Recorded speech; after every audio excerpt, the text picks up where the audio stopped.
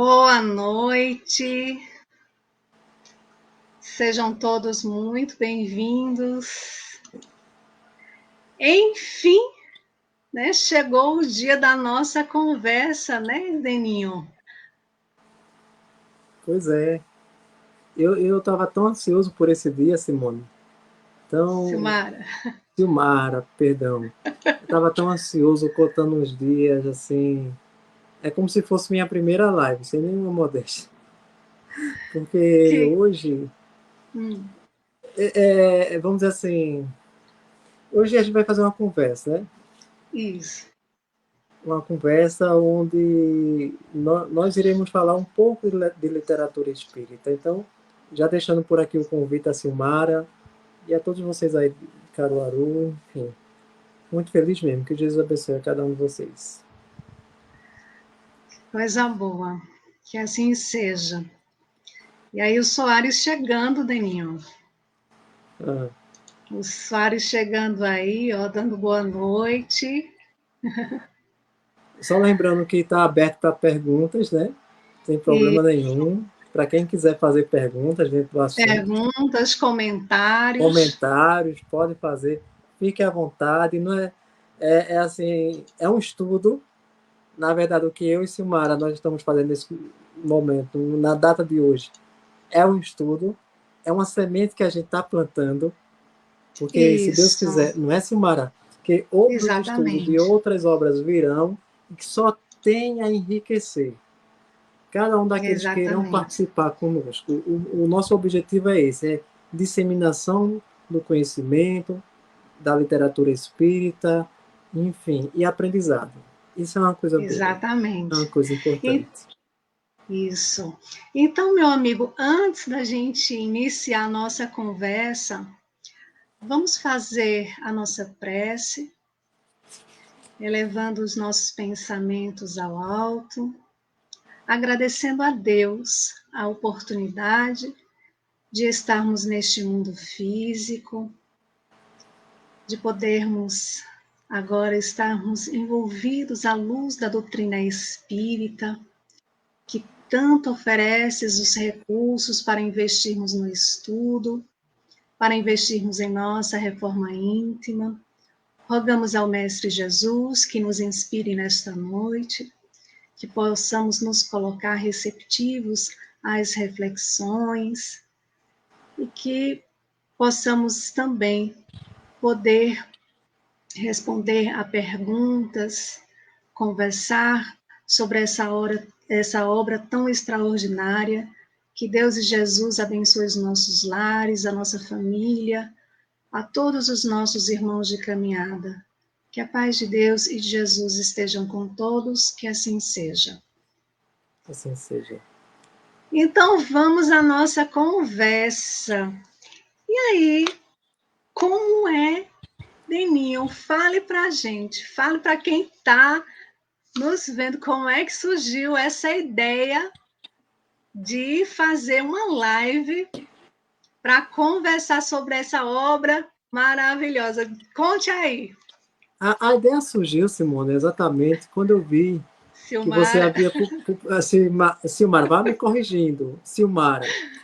A ideia surgiu, Silmara, peço, quando eu vi que você publicou no seu Face a foto e que estava lendo a obra. Aí foi Sim, quando eu entrei lá nos comentários e disse: Ó, isso dá para a gente fazer uma live. Ou pelo menos. Você lembra que eu disse isso? Aí foi lembro quando você de sim. bate pronto já aceitou a ideia. Por quê? E por que eu fiz essa sugestão? Eu entrei ali porque eu fico muito feliz quando eu vejo um irmão de fé espírita ler obras que são importantíssimas. São importantíssimas no sentido de que faz com que o nosso espírito ele evolua um pouquinho a cada dia, evolua a cada página que você lê. Ler Paulo Estevão é um investimento que você faz em você mesmo. Entende? Então, Entendo. assim, foi assim que surgiu a live. Foi assim que surgiu a A ideia da ideia. live, a ideia de fazer a live, porque eu tenho essa sede de compartilhar os livros que eu leio, os livros que eu leio e gosto, os livros que eu li e não gostei. Mas no caso de Paulo e Estevão, ele facilmente está entre os livros da minha vida. E eu vou dizer por quê no decorrer da conversa. Eu vou. Mas a ideia surge assim, quando eu vi Silmara lendo Paulo e Estevão, fiquei muito feliz. Claro, eu já tinha visto alguns estudos no YouTube sobre Paulo e Estevão. Eu disse, por que não fazer uma coisa mais leve? Por que não fazer uma coisa, Exato. não é? Por que não fazer Uma uma coisa mais conversa. acessível, uma conversa, para que todos aqueles que olhem digam assim, nossa, eu também vou parar, eu vou ler essa. Para os que nunca leram, vou parar e vou ler. Para aqueles que começaram a ler e pararam, vou começar a ler de novo. E para aqueles que já leram e se esqueceram, vou começar a ler para relembrar o que tem lá nessa obra que é tão gigantesca. Então foi assim que surgiu a, a ideia. É uma semente plantada, na verdade. Exatamente, né? E a gente fica pensando, por que falar dessa obra Paulo e Estevão? Como é que essa obra chegou até nós, né? Qual é a experiência que extraímos após ler essa obra tão Isso. maravilhosa, né? E E, aí, se você me permite contar a minha experiência rapidinho, depois eu gostaria que você contasse a sua experiência também. Mas esta obra aqui, exatamente este livrinho, deixa eu procurar aqui, este livrinho, né? Passou 30 anos, todo riscadinho, ó, 30 anos na estante da casa de minha mãe.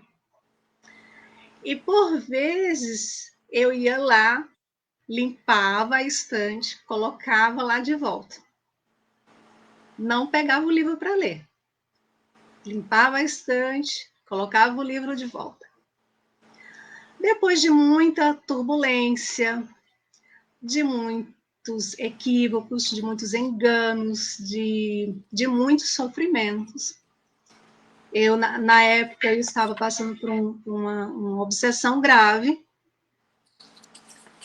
e eu vim à casa de minha mãe, nessa época eu morava em Recife, e ela tinha separado alguns livros. Entre eles estava Paulo e Estevão. E ela disse, então, minha filha, é seu. Levei para Recife, e aí no momento que eu não consigo me lembrar de como eu estava segurando esta obra. Quando eu me dei conta que eu estava segurando esta obra, naquele momento, algo muito mais forte de mim decidiu que eu ia aceitar o desafio de ler as 553 páginas deste livro. E por que foi um desafio, Deninho? Porque eu não gostava de ler, meu irmão, diferente de você, eu não gostava de ler de jeito nenhum. E aí, quando eu comecei a ler Paulo Estevam, eu não queria mais parar. E aí, de manhã cedo eu saía para ir trabalhar e voltava para casa naquela ansiedade de continuar a leitura, né? E às vezes entrava ali a madrugada e eu chorava muito, de soluçar, e eu fui sentindo, meu Deus do céu, qual é o problema que eu tenho? Então eu senti em mim, eu decidi naquele momento que eu não queria mais ser quem eu fui e quem eu estava sendo. Eu queria mudar, eu queria transformar aquilo que estava dentro de mim, porque eu descobri que o que estava dentro de mim era que estava me prejudicando. Não era o que estava fora, era o que estava dentro de mim. Então, essa percepção que o livro ele vai trazendo para a gente, né? De até durante a leitura a gente ter essa percepção de alguma coisa tem que mudar, alguma coisa temos que fazer para mudar a situação que está aqui dentro, não é o que está fora, né? E eu lembro que quando eu terminei, no dia que eu terminei de ler essa obra, eu participava do Jefa, em Jaboatão, em Recife,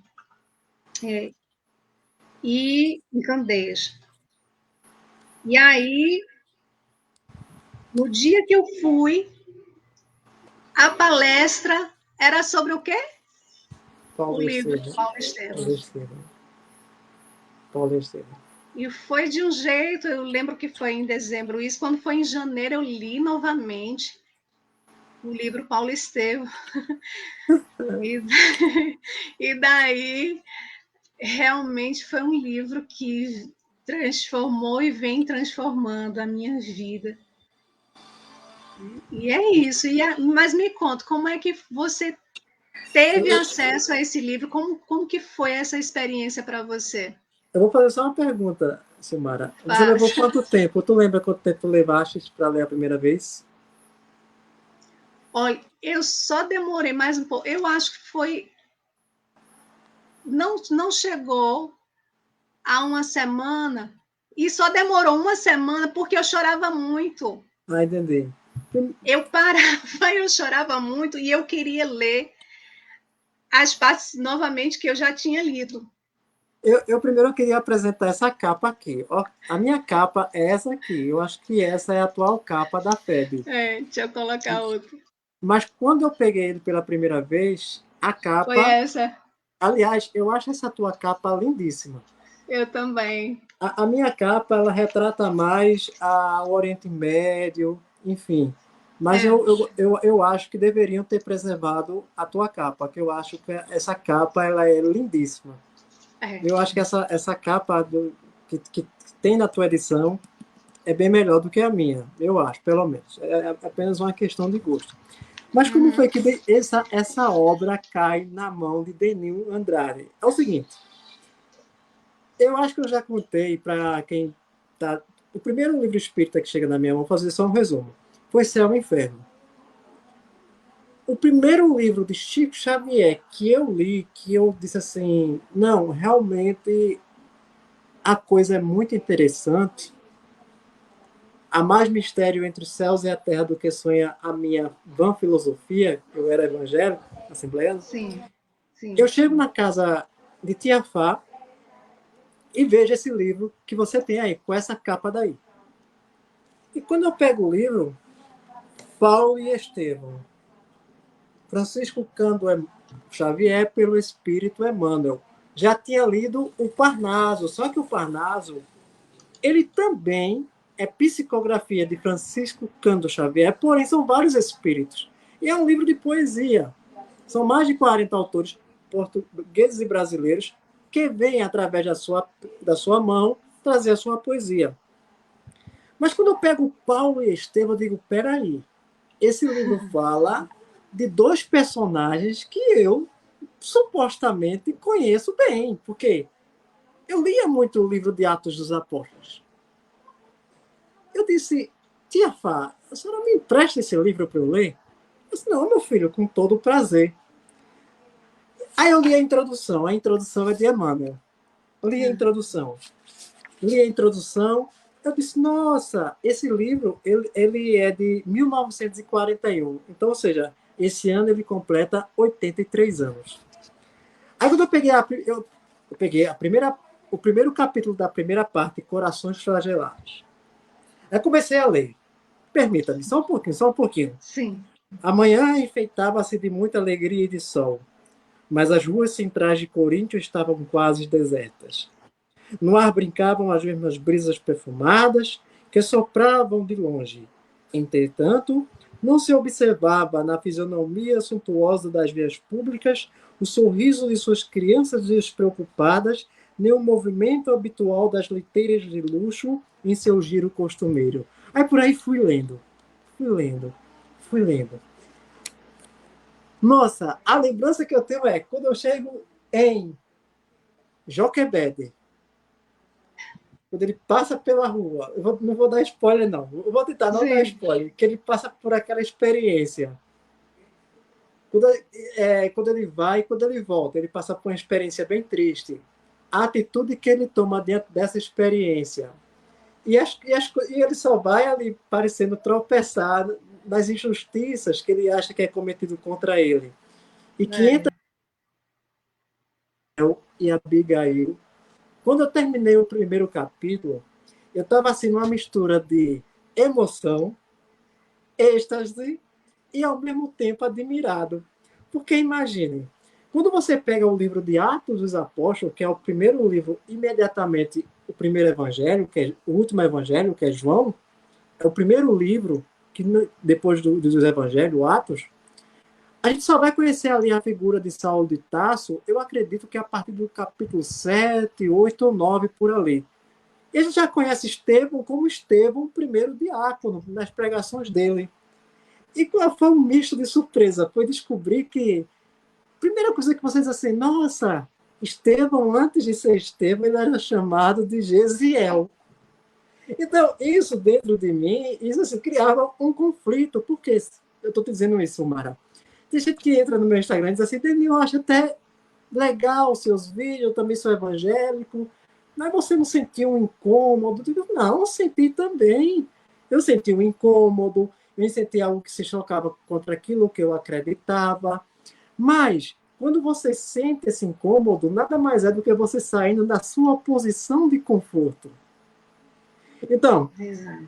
quando eu comecei a ler Corações Flagelados, aí eu comecei capítulo 2, capítulo 3. E eu ia devorando essa obra, eu ia devorando. E quanto mais eu devorava, Silmara, quando eu me via, as lágrimas estavam transcorrendo.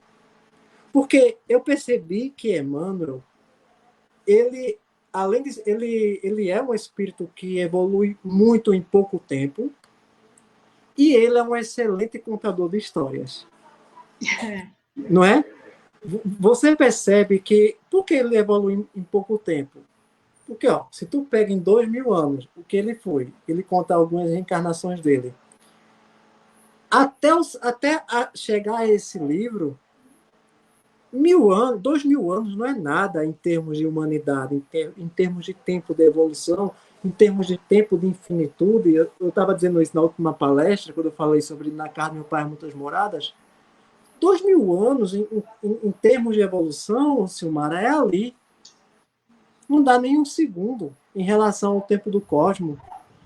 Então, ele é um espírito que ele consegue transportar daquele tempo, da igreja que estava nascendo, dos seus perseguidores e dos seus mártires, ele consegue trazer para 1943 emoções e sentimentos e coragem de uma igreja que estava nascendo. Então, como foi a minha primeira experiência? Era um misto de alegria, era um misto, por que não dizer, de confusão, como eu já te disse, a confusão veio porque eu descobri essas coisas. Como assim? Paulo era noivo, Abigail, como assim? Tal. Não é? Claro que eu senti esse desconforto. Mas eu pensei assim, por que não? Qual o problema? Nós estamos falando de seres humanos. E o Atos dos Apóstolos, eu acho que já estou falando até demais na tua pergunta, na minha descrição, mas o livro de Atos dos Apóstolos é apenas um resumo. Então, eu chego à conclusão de que Paulo e Estevão é uma versão estendida do livro de Atos dos Apóstolos. Que coisa linda, né? Aí foi é. quando nasceu no meu coração o desejo de ler a segunda vez. Opa, leia a primeira. Mas aí a gente vai deixando durante a conversa. Mas foi É. assim foi assim que eu li Paulo e Estevão a primeira vez. Foi nessa edição, eu disse, eu tenho que comprar esse livro. E, E e, comprei. a gente fica pensando assim, né? Qual que foi o objetivo de Emmanuel quando se propôs a escrever essa obra, né? Ele que inclusive foi médio do médio, né? E Porque isso, no mundo físico nós tivemos um médium, Chico Xavier, e Emmanuel, né, no plano espiritual. E é interessante que na introdução da obra, que é intitulado Breve Notícia, né? Isso. Emmanuel, não é? Então, Emmanuel, eu acho bem interessante porque a proposta de Emmanuel não foi trazer mais informações sobre Paulo, porque existem muitos livros que falam sobre Paulo de Tarso, né? Muito bem Mas, lembrado, senhora. não é? Muito E bem. eu acho interessante, tem na introdução que ele diz que o convertido de Damasco, ele não precisava das nossas mesquinhas homenagens, né? Então não era uma homenagem ali que ele estava se propondo a fazer, porque Paulo não precisava das nossas mesquinhas homenagens, né? Mas sim de apresentar que, antes de tudo, né, Paulo era uma figura, um cooperador fiel, né, na sua legítima afeição, quando ele se propôs, quando ele decidiu pela sua transformação com Jesus. Isso, Né? isso. Então, aí a gente fica pensando assim, aí já vem aquela pergunta para a gente, bom, já que Paulo ele estava ali atento ali no seu divino ministério, e nós? Será que eu fiz essa pergunta? Será que eu estou atenta aos meus deveres? Porque o livro o tempo todo ele vai convidando a gente a refletir sobre a gente. Isso. Não é um livro que você pega para você ter a curiosidade de saber quem foi os personagens, a história e pronto. Não.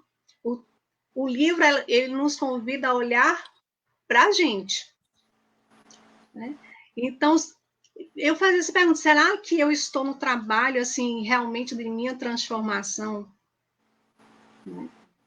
E Emmanuel narra com riqueza de detalhes toda a luta de Saulo, né, quando, desde ali, quando se encontrou com Jesus ali às portas de Damasco, e ali começou toda uma vida assim, de lutas, de açoites, de fome, de sede, de frio, de tantas coisas que ele passou para estar ali firme na caminhada com Jesus. E às vezes a gente quer a nossa transformação, achando que a nossa transformação ela se dá apenas em assistir algumas lives e uma ou duas vezes na casa espírita tomar um passe ou fazer algum trabalho na casa e de vez ou outra ler um livro, né? E aí já e é muito mais que isso, é se colocar no exercício ali, porque a gente está no mundo de provas e expiações. Ou seja, vamos enfrentar testes, provas o tempo todo. E Isso. a gente tem que estar Isso. preparado. Isso é o quê? Isso. Batalha. É Isso é verdade. batalha. Né? Isso é verdade. Então, o livro nos convida a olhar para as nossas batalhas. Né? E outro ponto interessante do livro, Silmar, é você perceber que, primeiro, os romances ditados por Emmanuel sempre eles têm um padrão com eles. Não sei se você já percebeu. Geralmente eles são divididos em duas partes. Primeira parte Isso, primeira e parte. segunda. E a Primeira segunda. parte, segunda parte. Todos eles. Uhum, É o Ave uhum. Cristo, o Renúncia, o Há 2000 anos, 50 anos depois. Isso é um padrão que tem nos romances da série histórica ditados por Emmanuel, tem esse padrão. Na primeira parte, é um livro que tem plot twist, ou seja, tem virada de mesa, como diria minha filha Ariane Sofia. Na primeira parte, eu acho que a mensagem central do livro é através da figura de Saulo, de Tarso, que era um grande defensor do farisaísmo. Ele era um judeu, ele foi criado aos pés de Gamaliel, que foi o seu mentor. Eu acho que a grande mensagem na primeira parte que Emmanuel tem a dizer para nós é assim: olha, cuidado com o radicalismo em qualquer crença. Porque Paulo, ele era Saulo, não vamos falar de Paulo, é na segunda parte. Saulo, ele era um homem educadíssimo, ele era um homem inteligente, ele era um homem, ele era um atleta, ele era um cara muito à frente do seu tempo pela sua própria filosofia que ele sustentava, que era o farisaísmo, as leis de Moisés. Mas ele vai defender isso de forma tão peremptória, a fim de levar isso aos extremos. E você percebe, e é outra coisa que Emmanuel também nos mostra, por exemplo, na figura de Gesiel. Se você percebe, já no primeiro capítulo, Gesiel, ele não conhecia o Cristo. Ele até ser jogado ali, não vou dar muito spoiler não, ser resgatado pelos irmãos do caminho, aquele negócio todo, até chegar na primeira igreja que era chamada de Casa do Caminho, porque eles recolhiam as pessoas do caminho, sim, ele nunca tinha ouvido falar de Jesus, Gesiel. Mas você percebe, diante das atitudes dele, que ele, na essência, já praticava o que Jesus ensinou e exemplificou com sua vida, sem nunca ter ouvido falar de Jesus. Vou dar 2 exemplos. Primeiro, quando ele recrimina a atitude do pai, isso está lá no primeiro capítulo, Corações Flagelados. Quando ele cuida de Sérgio Paulo lá no navio, quando ninguém quer cuidar dele, ele vai lá e cuida, pondo em risco a sua própria vida, tendo compaixão por aquele espírito, por aquela... Ele era um judeu. Ele tinha passado por toda aqueles rituais que existem dentro, a ritualística que existe dentro do judaísmo, bar mitzvah, a circuncisão. Daqui a pouco a gente vai falar sobre a circuncisão, quando chegar na segunda parte. Então, a primeira, se eu estiver me alongando muito, Silmara, tu me interrompe, tá? Que eu falo muito, tá? Fique à vontade, meu amigo. Então, fique à vontade. A primeira parte de Paulo Estevam é Emmanuel. Ele também dá esse recado para a gente. Olha, o radicalismo, ele nenhuma crença ele é legal. Até mesmo dentro do espiritismo. Eu não posso dizer assim, eu sou espírita, então só eu sou o dono da verdade e sou eu estou certo. Quando eu faço isso, eu não entendi ainda o que é o espiritismo na sua essência, que aliás vai ser tema da minha palestra lá presencialmente lá na AME. O espiritismo, ela em nenhum momento se põe como a dona da verdade, até porque um dos tripés do espiritismo é filosofia.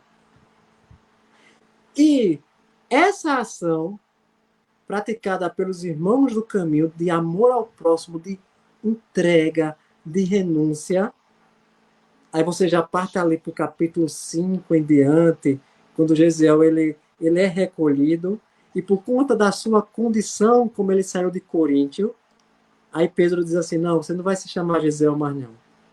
Você vai se chamar de Estevão.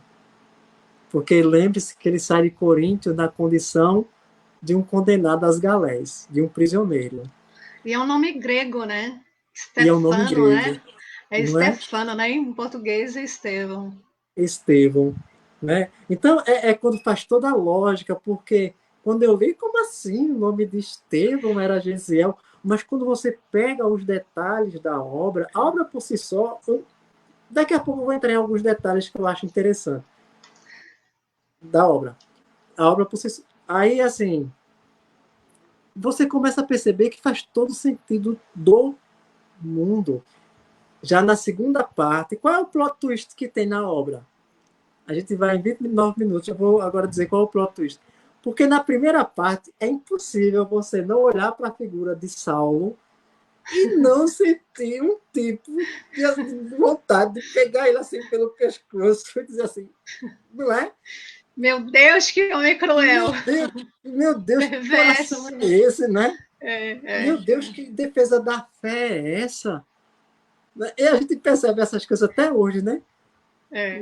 Aquela defesa peremptória da fé, que conversa é essa, que o Messias já veio, e como assim se o Messias já veio e foi condenado ao martírio e morreu entre 2 ladrões, não é o meu Messias, assim pensava Saulo. E por conta disso, ele vai defender até a exaustão a sua fé. Aí tem aquela questão de Abigail, e Abigail sempre fala do irmão que foi condenado, da saudade que tinha.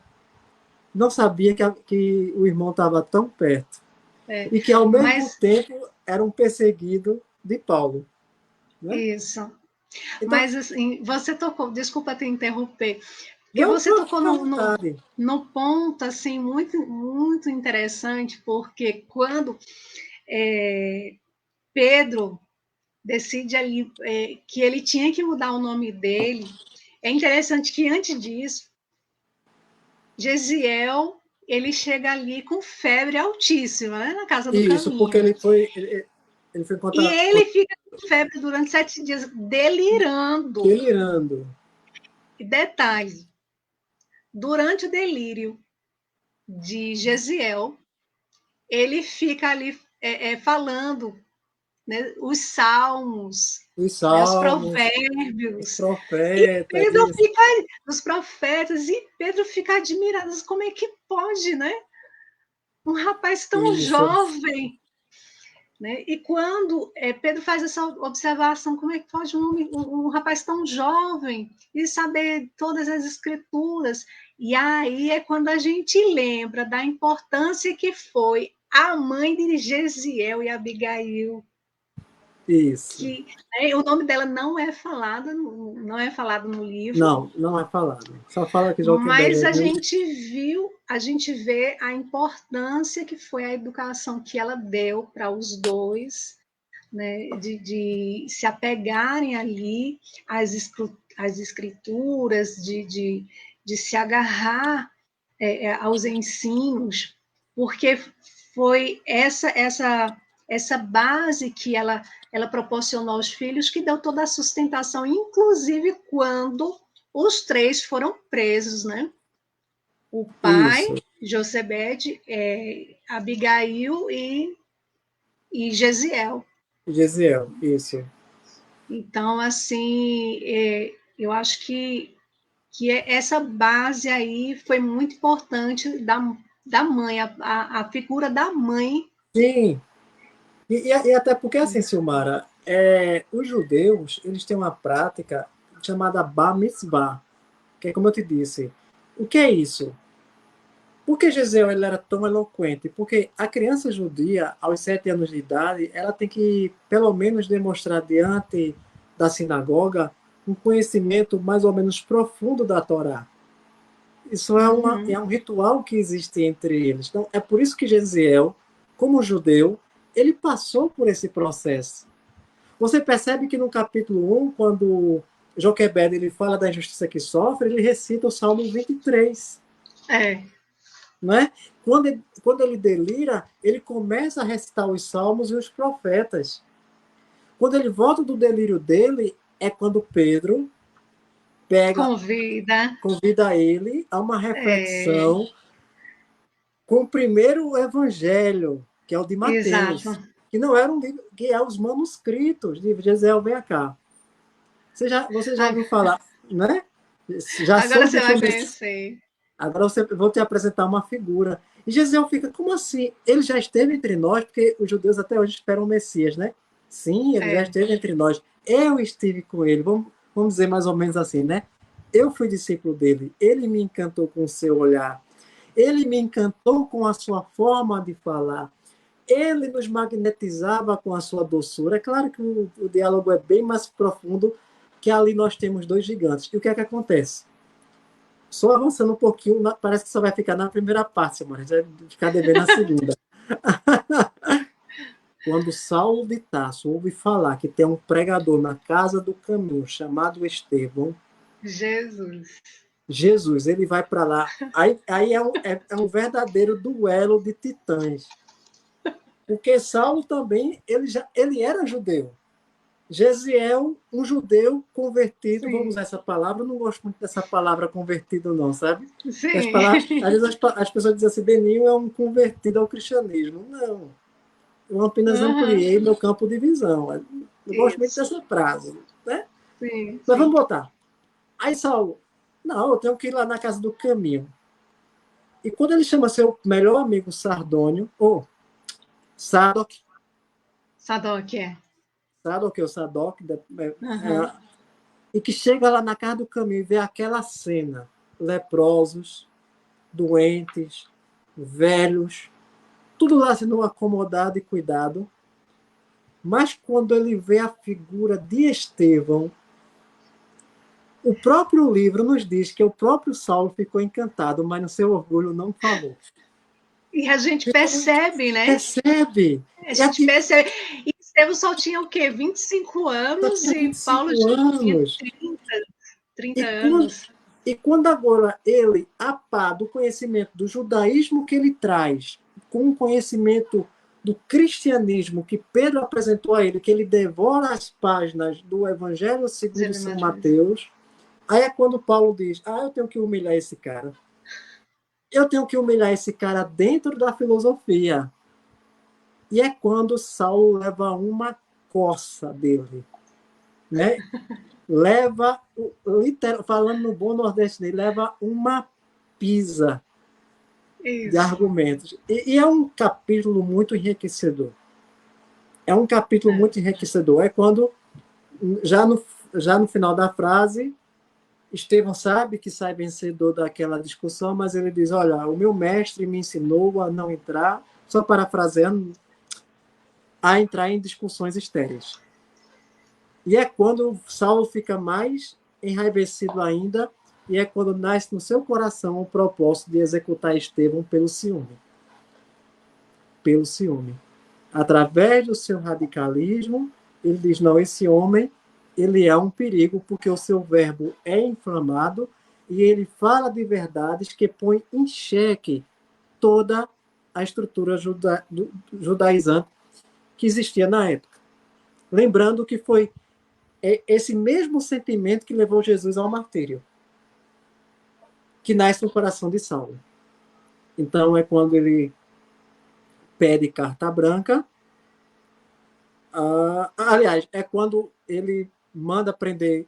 Ele tem a autorização do Sinédrio, e o Sinédrio tem a autorização do então governador da época, porque Roma não gostava de comprar briga com os religiosos, por isso que davam tanta autonomia a ele, e prendem Gesiel. Prendem o corpo, mas a ideia e o espírito que tinha dentro dele, não. É essa a mensagem que Emmanuel tem a nos dizer, que aqueles que de fato conhecem a mensagem do Cristo e que entenderam a essência do seu evangelho, não apenas se propõem a reforma íntima, mas também não hesitam em entregar suas próprias vidas por amor a ele. E Estevão dá esse testemunho. Prendem Estevão, e é quando Saulo ainda convida Abigail, outro plot twist que tem na obra, né? Paulo, noivo de Abigail, diz, você sabe que agora eu sou importante na sinagoga, Gamaliel já está envelhecido, eu agora sou importante, e amanhã vai ser minha primeira execução a um herege, ao que seria chamado nos dias de hoje. A um herege que fala coisas que não está contida na Torá. Amanhã nós vamos executar Estevão. Abigail diz assim, não, eu não vou chegar na hora porque eu não quero assistir esse espetáculo, porque ela já tinha assistido seu irmão Jezeel ser açoitado e seu pai também. Sim. Então, até ali, ela não sabia que Jezeel e Estevão se tratavam da mesma pessoa. E é quando Paulo vai, executa Estevão a pedrada, e Abigail chega e ela ainda está agonizante. E quando Paulo se depara com aquela cena, com Abigail gritando, mas é Jezeel que está morrendo, é Jezeel que está agonizando, Paulo simplesmente sai de si. Porque imagina o que se passa no coração de Paulo, ou de Saulo, que amava Abigail com tudo que ele tinha, com tudo que ele podia, mas naquele momento estava executando o irmão, o amor da sua vida. É uma tragédia grega também, Emmanuel, né? É E uma é tragédia. um, e é um, e é um momento em que se dá ali o perdão. O perdão. Porque Gesiel dá uma lição de perdão. Muito. Quando ali naquela conversa rápida antes dele deixar o corpo físico, ele diz: minha irmã, com quem te deixarei? E aí ela olha para Saulo e diz: este é meu noivo. E aí? E ele diz: Cristo os abençoe.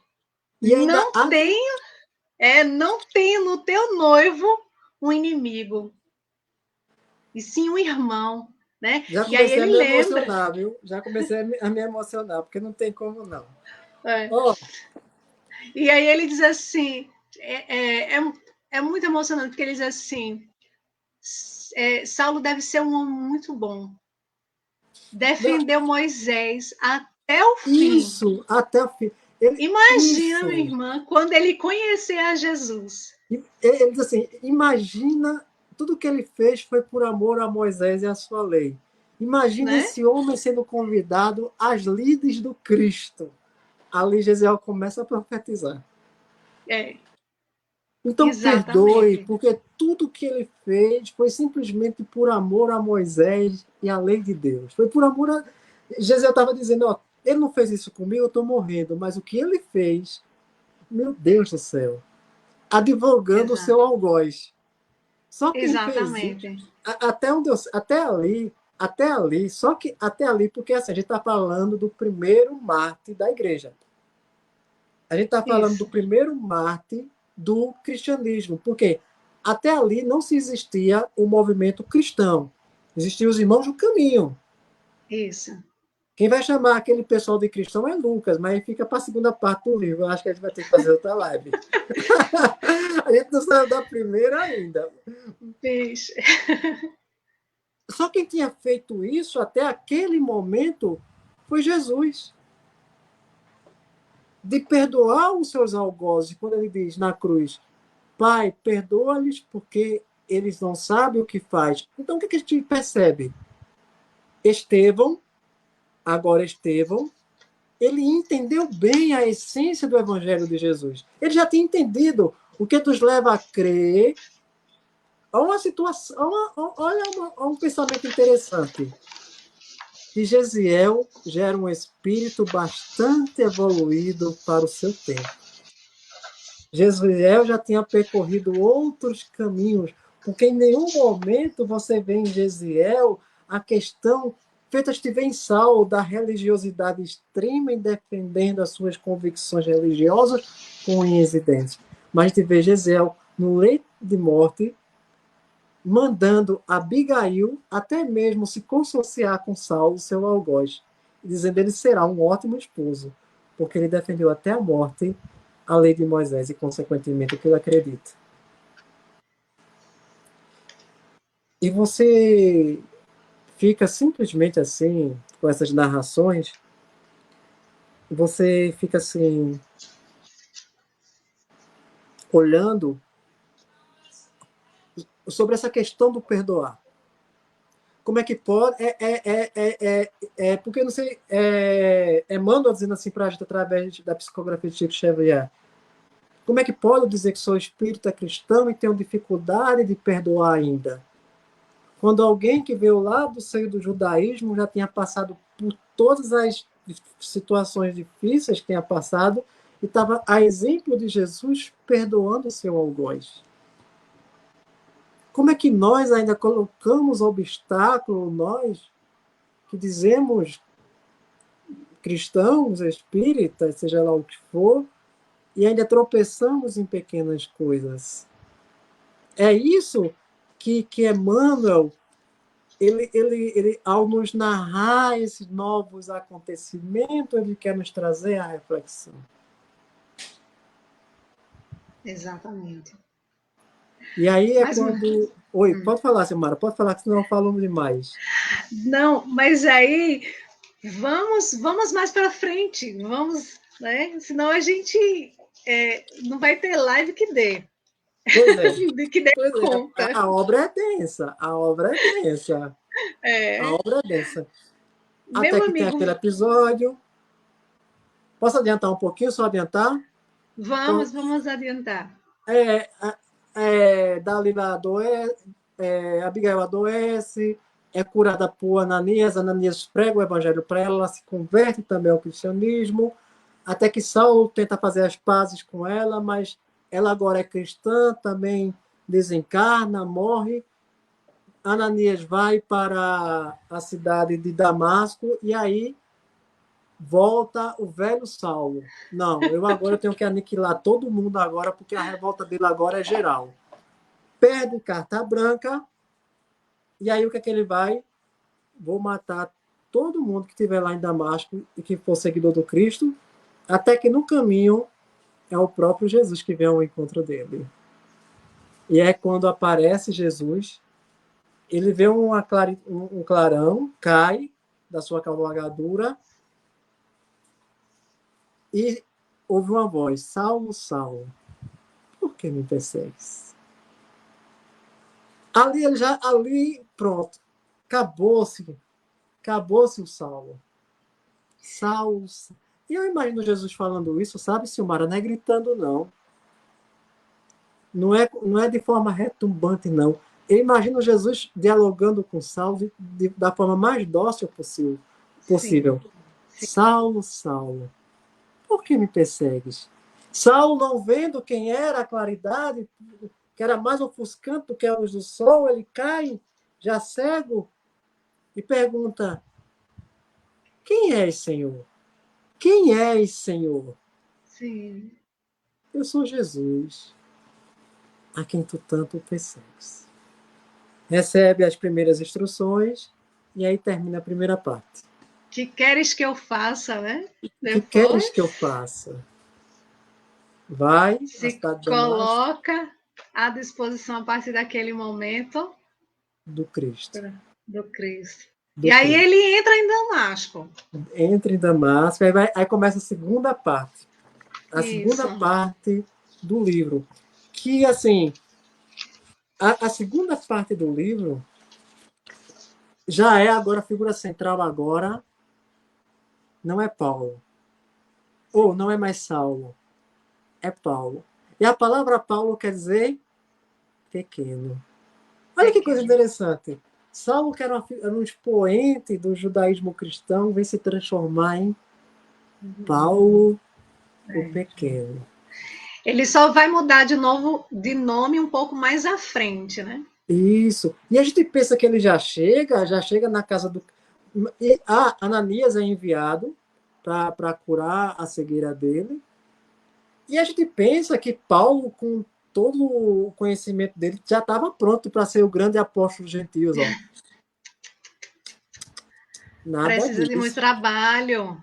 É como se Jesus dissesse assim: Saulo, você agora vai passar pela minha faculdade. Exatamente. Você passou pela de Gamaliel, agora você vai passar pela minha. E onde é a minha? E onde é a tua, Senhor? A minha é no deserto. Você vai passar 3 anos no deserto. Você vai aprender a costurar tendas com Ananias e, aliás, com Áquila. Com Áquila e E Prisca. Prisca. Às vezes eu confundo os nomes, porque são tantos personagens, né? Peço perdão. São. Eu me emociono mesmo. É uma obra que me traz muita emoção. Você vai aprender. Vai aprender a ser humilde. A sua arrogância você vai botar no bolso. O seu egoísmo. Como? No deserto. No deserto. Com Áquila e Prisca. E Prisca. 3 anos, seu nome. Isso diz muito. Tem gente que acha que eu cheguei no centro espírita e já fui para a tribuna no outro dia. Não. Nada disso. Eu passei 8 anos sendo incubado. 8 anos. 8 anos. Saindo em campanha do quilo. Aliás, eu nem queria ir para a tribuna. Vamos voltar para Paulo. 3 anos. Isso já diz muito sobre a faculdade do Cristo. Lá ele e sabe aprendeu que nesse momento que ele está lá na tenda, né? E que ele vai aos poucos tentando ali investigar, né? O que faria se aqueles amigos novos descobrissem. Antes de ir para o deserto, antes de ir para o deserto, vai ser rejeitado pelos melhores amigos, como Sadoc. É Vai isso. procurar a ajuda de Sadoc, porque estava cego. E Sadoc, sabendo, eu acho que ele já não estava mais tão cego, não, mas estava passando por dificuldades. E vai à procura de Sadoc, Sadoc sabendo que ele está ali já em contato com os irmãos do caminho, vai negar ajuda para ele. Vai começar a sofrer. Vai começar a Fazer faculdade do sofrer. Cristo. Vai começar agora o ensino superior na escola de Jesus. Ele agora vai entender aquele chamado de Jesus. Quem quiser vir após mim. No caso dele, ele não teve escolha, não. Ele foi convocado. Tendo Estevão como seu guia espiritual. Estevão, mais uma vez, dando exemplo de renúncia e de perdão, porque aceitou da espiritualidade a missão de ser o guia espiritual de Saulo de Tarso, que agora é Paulo. Então, a segunda parte, vou só resumir um pouco. O que é que a gente aprende na segunda parte? Quando ele começa a viajar, quando ele se torna o apóstolo dos gentios, mas antes disso, quando ele chega na igreja, as pessoas vão olhar com desconfiança para ele, e o único que vai estender a mão para ele e vai confiar nele é Barnabé. Barnabé. E com Que se Barnabé torna um grande companheiro, né? se torna um De grande viagem. companheiro, um grande companheiro de viagem. Inclusive, lá na frente, eu não vou dizer onde é, mas é lá na frente, Barnabé é quem diz para Saulo para ele mudar. Por que você não muda de nome? Isso. Por que você não Já muda que de nome? Pedro, já que Pedro batizou Estevão, por que você não muda de nome, né? E aí, na segunda parte, depois das viagens que ele faz missionárias, Paulo vai enfrentar problemas com os próprios irmãos do caminho, já agora convertido em Saulo, né? Só para resumir. É. Mostrando que é natural, dentro das casas espíritas, há, às vezes, as discussões estéreis. Ora, Exato. está dentro do livro Paulo e Estevão. Só porque, se eu não me engano, foi Timóteo. Se eu não me engano, foi Timóteo que ele levou para a casa do caminho. E só porque ele não era circuncidado, Tiago estava Sim, praticamente um judeu. Não queria sim, aceitar de sim, forma sim. nenhuma. E Pedro fica ali tentando intermediar aquele conflito. Entra ou não entra, entra ou não entra. Por Isso. conta de Tiago, por conta das perseguições que haviam recrudescido, Tiago, ele fica tipo um judeu cristão, porque deixa a barba crescer, advoga a causa da circuncisão, e Paulo diz assim, não, o Cristo nos ensinou que tais práticas não são necessárias para a limpeza, que o que importa não é a limpeza do corpo, mas a limpeza do espírito. Saulo já advogando já. Saulo não, Paulo. E há aquele conflito até que ele chega a um consenso. Vamos fazer. Pedro diz, ó, um cede um pouquinho daqui, um cede um pouquinho de lá, circunda esse menino e todo mundo faz a reunião. Chega a um consenso. Isso. Então, Agora teve uma parte, meu amigo. Tu já fechou o raciocínio dessa parte? já. Porque tem uma parte aí que a gente não falou, foi o tão conhecido, tão falado lema de Abigail, né? Muito bem.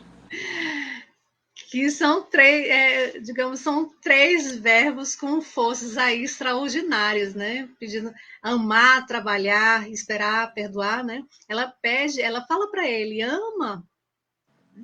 Amar é uma ação.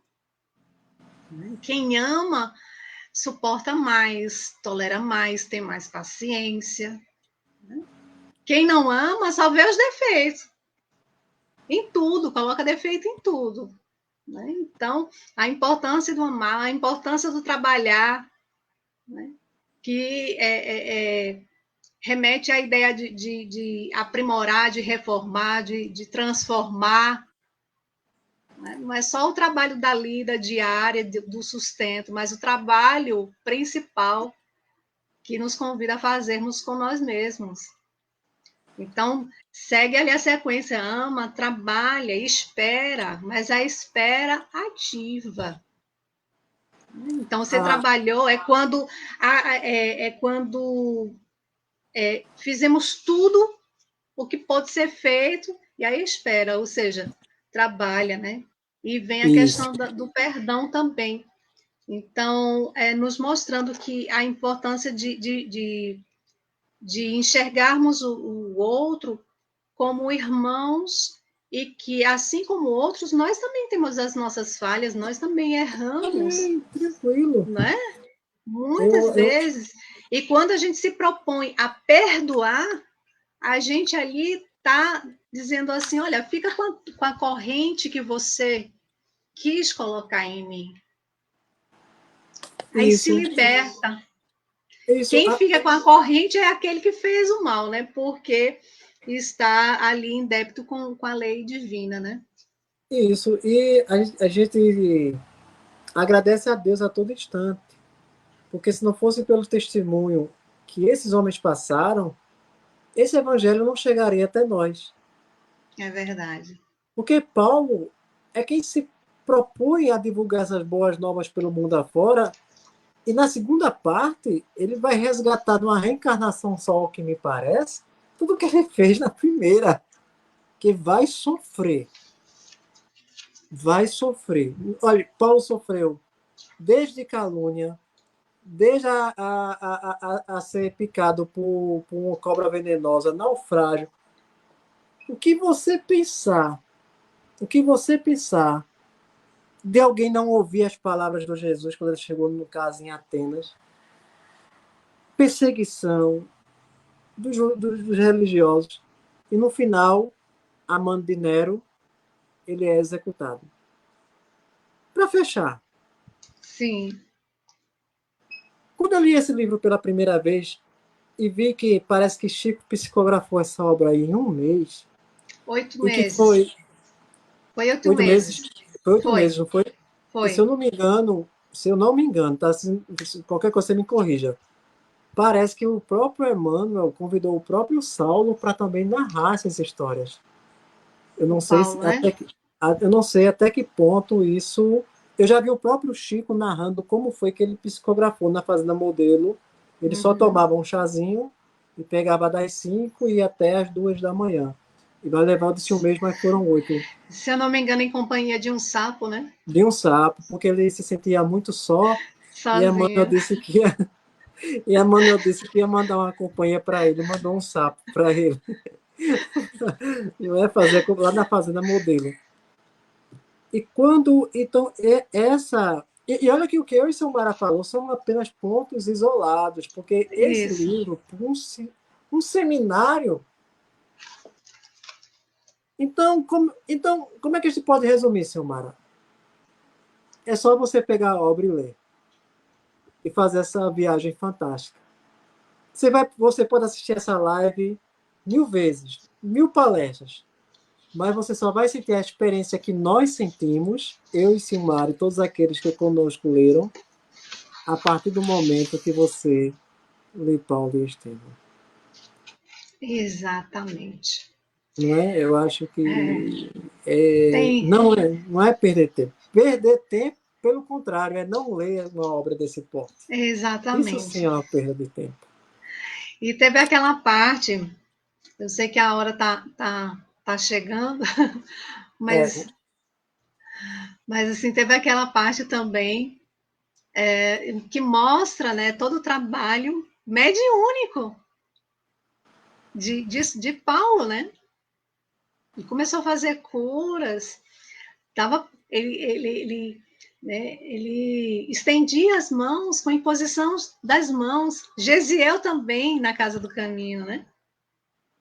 foi preso e lá na Foi prisão começou. preso. E lá na prisão, em vez de reclamar com Deus, né? Ele tinha todos os motivos do mundo para reclamar, né? É, Ele e Silas, quando ele estava em viagem missionária com Silas, foi preso. E lá na prisão ele teria todos os motivos do mundo para estar reclamando, mas não, o que ele fez? Começou a cantar. Até que, exatamente. até que um amigo benfeitor foi lá e abriu as portas do presídio. Ou anjo, como queiram chamar, está narrado no livro de Atos dos Apóstolos, como queiram chamar. E na última prisão dele, a única preocupação dele era chegar em Roma. Porque as vozes do mundo superior haviam prometido que ele ia chegar no Império Romano. Sem esquecer que antes disso ele tinha vontade de ir até a Espanha, né, para divulgar. Mas antes disso ele é levado a Roma, e é quando Nero... Ele conversa com o próprio Nero, e Nero fica encantado com ele, fica encantadíssimo. Nero que entrou para a história como um dos imperadores mais cruéis que tocou fogo em Roma. Está no próprio livro, Paulo Estevam, e colocou a culpa nos cristãos, mas que quando entabula a conversa com Paulo de Tarso, vai ficar simplesmente encantado com aquele homem, com a inteligência dele. Enfim, resumindo... E ao final, quando ele adentra ao plano espiritual, qual é o cenário que ele vê? É lindo, né? Aquela cena quando ele é decapitado. É lindo. Jesus ao centro, Gesiel do lado direito. Do direito, Abigail. Né? Do lado esquerdo ele é decapitado, do coração, quando seus olhos materiais são fechados e quando os espirituais são abertos, ele está ao lado de Jesus. E Jesus diz assim: sim, Paulo, ser feliz, vem aos meus braços. Vem aos meus recebido. Pela vontade do Pai, que os verdugos e os mártires se reúnam para sempre. É muito lindo. Então, mostrando que, às vezes, em uma reencarnação só, dá para você resgatar um bocado de coisa, né? Só ter coragem e conseguir vontade, né? Então, assim, o que eu posso falar, assim, finalizando, é a importância de ler, reler, ler de novo, reler de novo, estudar. Olha, se ler a primeira vez, leia o resto da vida. Se você tiver. Leia sempre, né? Porque é um livro que nos permite, assim, a exercitar a humildade e reconhecer que a gente ainda tem muitas escamas para retirar de nossos olhos, né? Muitas vendas, que nos convida mesmo a enxergar aquilo que em nós precisa ser melhorado. Como você... Eu queria perguntar a você, né? Pergunta. Oi? Não tem pergunta. Não teve pergunta. Então pode fazer, Silmara, pergunta. Por que todos deveriam ler essa obra, Daniel?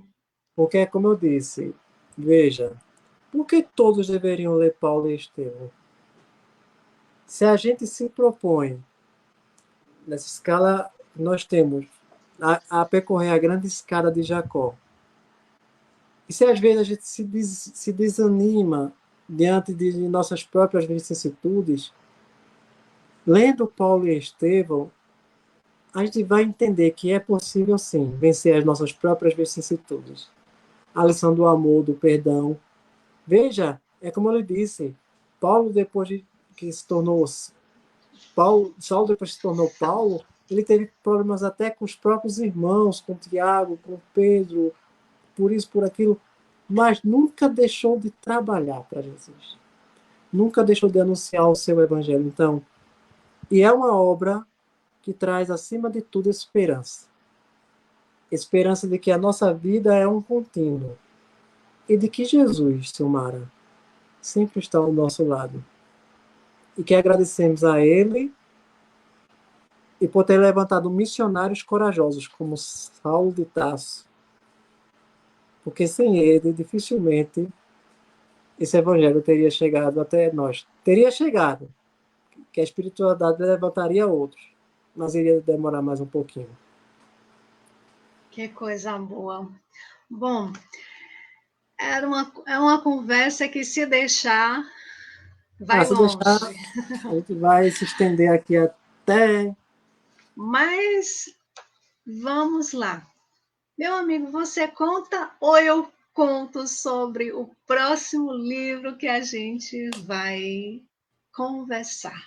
Eu vou fazer o seguinte, para quem gostou dessa conversa, essa surpresa eu vou deixar sempre para a Silmara. Vou deixar sempre para a Silmara. Silmara é quem sempre vai escolher os livros.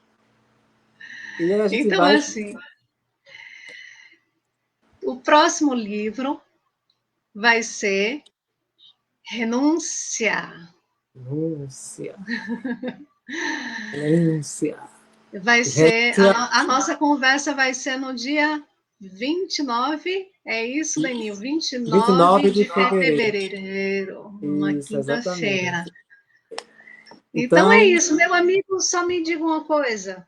Ao terminar essa obra extraordinária, né, o que você sentiu, qual a sua mensagem aí para todos aqueles que irão nos acompanhar depois?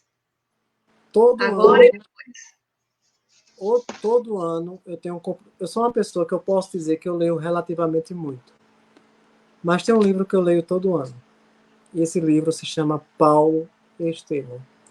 Porque, como eu disse, para mim, Paulo e Estevão é uma versão estendida de Atos dos Apóstolos. E que, por si só, já era um livro que eu gostava de muito e ainda gosto, quando eu fazia parte da Igreja Assembleia de Deus.